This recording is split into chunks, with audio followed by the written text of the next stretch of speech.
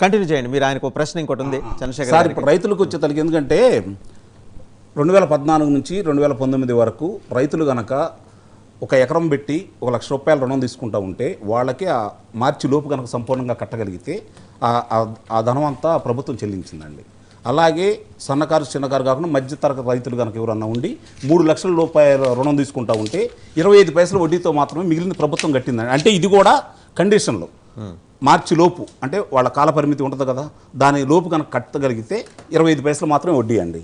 ఈరోజు మీరు ఇస్తున్నారా? ట్రాక్టర్లు కావచ్చు, పరికరాలు కావచ్చు ఇచ్చింది. నేను అనేది ఏంటంటే తెలుగుదేశం ప్రభుత్వం చేయలేదని అనట్లేదు, మీరు చేయలేదని నేను అంటలా. మీరు ఈరోజు సంక్షేమాన్ని చూసుకుంటున్నారు. వాళ్ళ సంక్షేమంతో పాటు అభివృద్ధితో పాటు సంక్షేమాన్ని తీసుకొచ్చింది తెలుగుదేశం ప్రభుత్వం. అది కాదనలేని సత్యం. ఎవరు ఈరోజు ఒప్పుకున్నా మీరు పార్టీలు వ్యతిరేకం కాబట్టి మీ అభిప్రాయాలు మీరు చెబుతారు, వాళ్ళ అభిప్రాయాలు వాళ్ళు చెబుతారు. ఇందులో కొన్ని అబద్ధాలు ఉంటాయి, కొన్ని నిజాలు ఉంటాయి. కానీ ఇప్పుడు మనం చెప్పే వాస్తవాలు కదా. ఇది రైతుల కోసం ఉపయోగం జరిగిందా లేదా? ఆ రోజు ₹50,000 లోపు రుణం తీసుకున్న వాళ్ళందరికీ ఒకేసారి రుణమాఫీ చేశారు. చంద్రబాబు నాయుడు గారు మొత్తం తీరుస్తా ఉన్నారు, కానీ జరిగింది కదా. 2014 నుంచి జరిగింది కదా.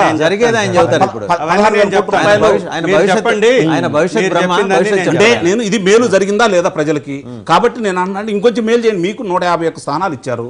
నా తెలిసినంత వరకు మీరున్నా నేనున్నా, చివరికి చంద్రశేఖర్ గారు ఉన్న అధికారంలో ఈ 151 స్థానాలు వచ్చిన తర్వాత తెలుగుదేశం పార్టీకి జనసేన పార్టీకి పోటీ చేసే అభ్యర్థులు ఉండేవాళ్ళు కాదండి. అభివృద్ధి పదాన్ని వీళ్ళు తీసుకొని వెళ్ళి రాష్ట్రాన్ని కనుక ముందుకు తీసుకెళ్ళినట్టు. ఇప్పుడు ఈ 3 నెలల్లో మీరు అభివృద్ధి చేయండి, 175 మీరే తీసుకోండి అని చెబుతున్నారు ఆయన. సార్, చాలా సుదీర్ఘంగా నాకు చెప్పుకునే అవకాశం ఇచ్చిన పెద్దలకి ఒకసారి ధన్యవాదాలు చెప్తా. ఎందుకంటే చర్చ ఎప్పుడు ఏం జరుగుతుందంటే చంద్రబాబు నాయుడు గారు చేసే ఆ ప్రచారం మీదే వెళ్ళిపోతుంది తప్ప వాస్తవాలు ఏంటో ప్రజల్లోకి వెళ్ళేటటువంటి అవకాశం దొరకట్లేదు.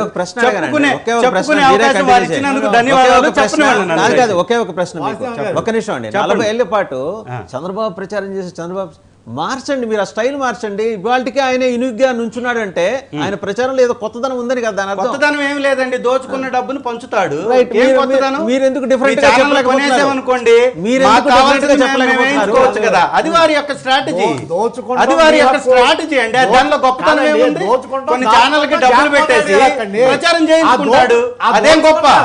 అది కాదు కదా గొప్ప.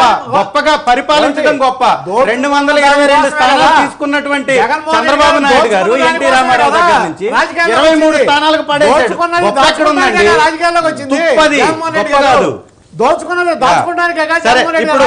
ఇప్పుడు చెప్పొచ్చు కదా, వారు మాట్లాడితే వారికి కూడా సమయం, నాకేం అభ్యంతరం.